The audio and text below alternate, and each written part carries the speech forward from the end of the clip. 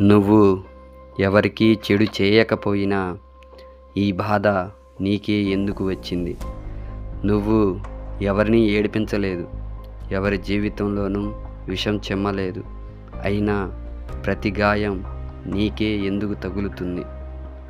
శివుడు ఎవరిని తన వాళ్ళు అనుకుంటాడో మొదట వారి కర్మల లెక్కను తీర్చేస్తాడు.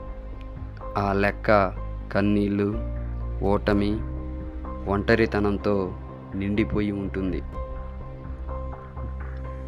శుద్ధమైనది మాత్రమే కరిగించబడుతుంది.